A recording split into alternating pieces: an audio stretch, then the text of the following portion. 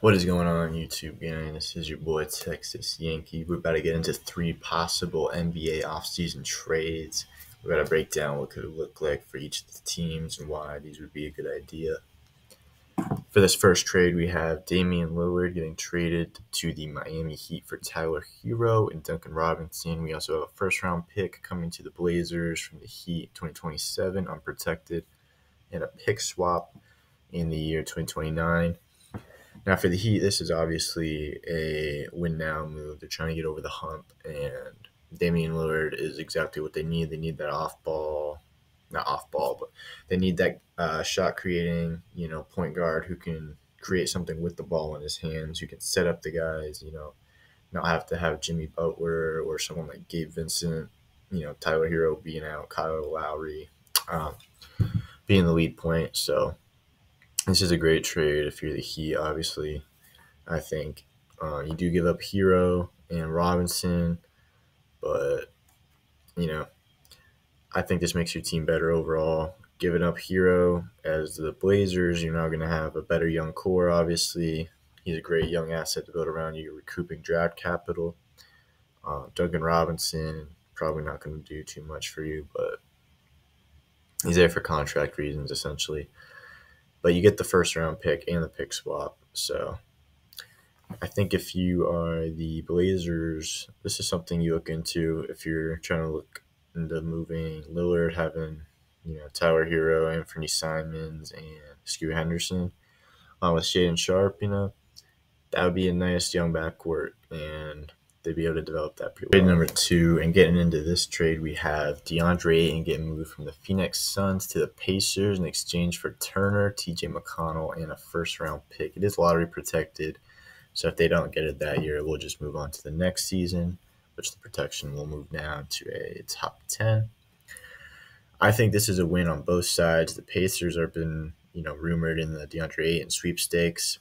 The Suns pick up Turner to fill in that 5 spot still, and he's going to do probably just as much as Ayton is on that team, if not more. TJ McConnell coming off the bench is going to give them more options with Bradley Beal, with Devin Booker.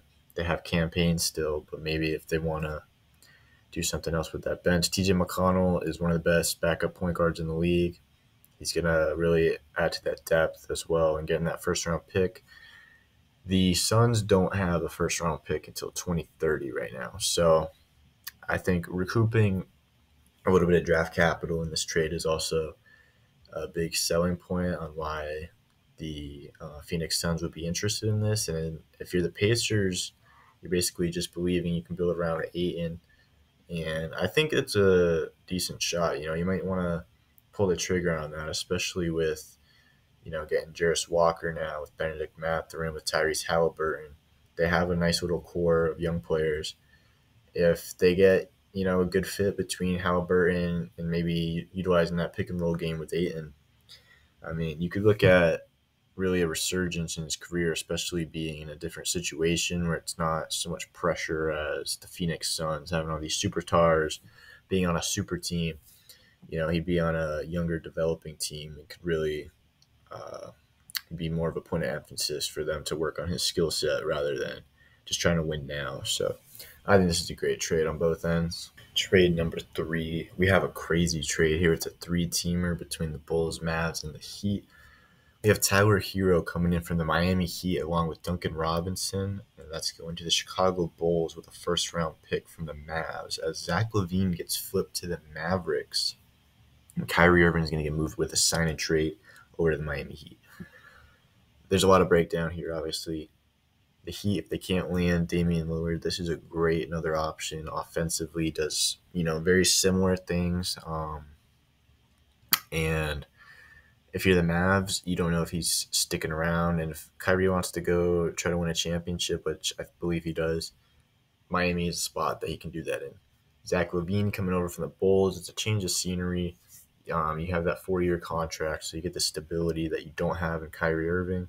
And if you're the Bulls here, well, first of all, if you're the Mavs, I think Zach Lavine's a better fit alongside Luka Doncic, being 6'5" and being a more natural shooting guard. Playing off ball with Luka, I think, is going to be a lot more successful than Kyrie was. Obviously, still a defensive liability. But, I mean, you can't get much worse on defense than Kyrie Irving. So I think that's a W for the Dallas Mavericks. And if you're the Chicago Bulls, you're getting Tyler Hero, Duncan Robinson, and a first-round pick essentially for Zach Lavine. I think that's a big win. You're picking up a young asset like Tyler Hero, who you can shape and develop alongside. You got Kobe Way, Patrick Williams, if that's the route that the Bulls want to take. And you get this first-round pick back, which, it's only top 5 protection. I doubt that Mavericks end up being top 5 in the draft anyway. So I think this is a W on all facets. I think the Bulls would be happy with this return. The Mavericks are happy.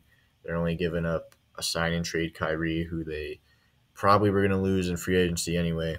And they're trading a first-round pick. They get Zach Lavine, who is going to be under contract for 4 years at least.